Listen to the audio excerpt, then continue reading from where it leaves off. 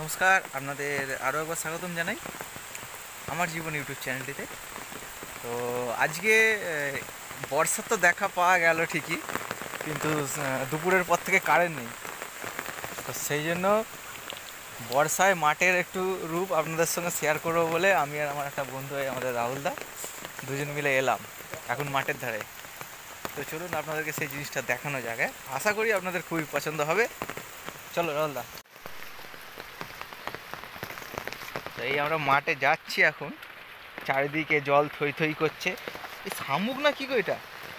হ্যাঁ, শামুক উঠেছে। এটা মাছ উঠলে তো মনটা খুশি হতো।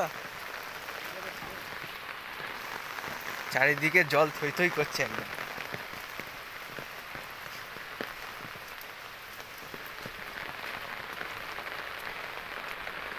আমাদের মেন উদ্দেশ্য যে যদি মাছ ফাছ ওঠে সেই জন্য, কিন্তু মাঠের কাছে এসে দেখা গেল যে জল থই থই করছে মাঠে পুরো। বাপরে, কি ওটা? জল পুরো চকচক করছে মাঠে একদম।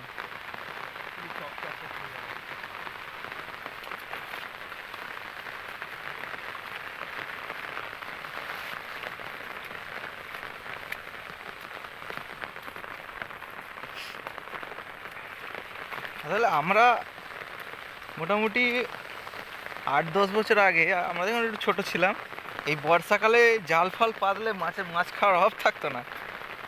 কিন্তু এই পরিস্থিতিতে এসে মাছ তো দূরের কথা, ক্যাংড়া পর্যন্ত দেখা যায় না এখন। তো আগামী প্রজন্ম হয়তো এগুলো আরোই দেখা যাবে না। এই মাঠ ফাটে বিশেষ করে কচ্ছপ এসব বেরোনোর সম্ভাবনা থাকে। শামুক, কচ্ছপ এসবগুলো দেখা যায়। তার মধ্যে একটা শামুক দেখা গেল সামনে, ছোটো মতো। এই বর্ষাতে কে ছাগল জড়াতে গেছিল গো? এ তো জ্বরে পড়ে যাবে ছাগলেরা। কি অবস্থা দেখুন, সবাই জল থই থই করছে মাঠ। তো এরকম প্রকৃতির দৃশ্য আশা করি মানে যখন এইসব মাঠঘাট আর থাকবে না, তখন আর দেখতে পাওয়া চাপের ব্যাপার হয়ে যাবে। একজন ছাগল নিয়ে আসছে ওখান থেকে, ছাগল জড়াতে গেছিল।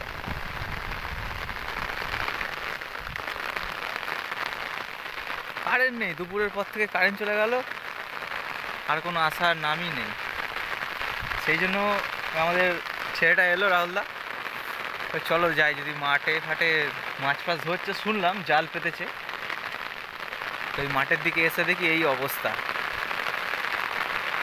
খাওয়া আর জল তেড়ে দিচ্ছে।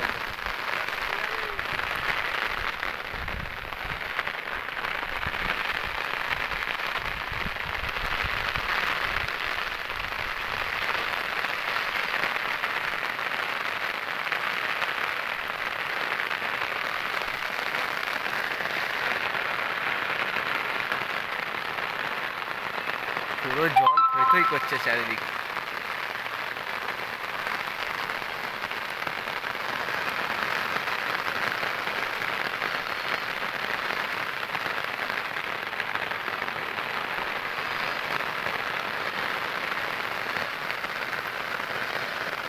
তো এই বর্ষা জিনিসটা এই গ্রাম বাংলাতেই বেশি ভালো বোঝা যায়, যে বর্ষা হচ্ছে বলে।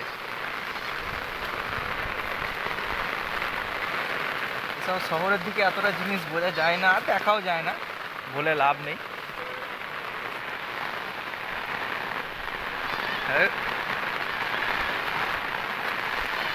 সব ভিজে ভিজে আসছে।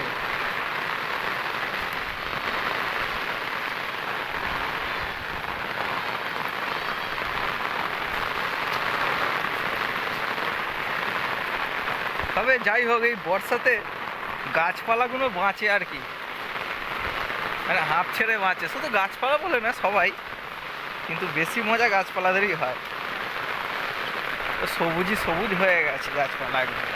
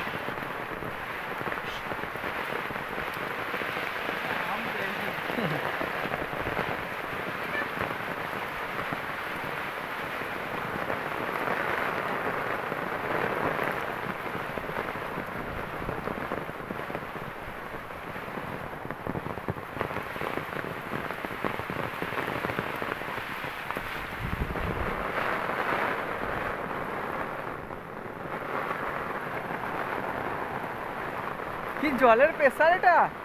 হ্যাঁ, না এরকমই জল হওয়া দরকার আছে। যে পরিমাণে গরম বাড়ছে এরকমই জল ঠিক আছে হোক।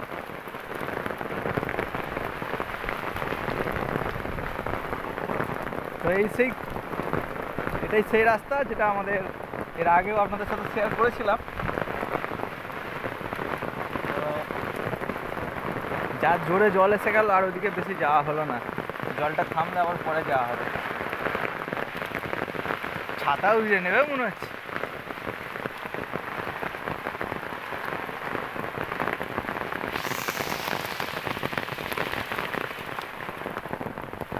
তো আমাদের গ্রাম বাংলার রূপ দেখে আপনারা নিশ্চয়ই দেখে বুঝতে পারছেন বর্ষার কি অবস্থা।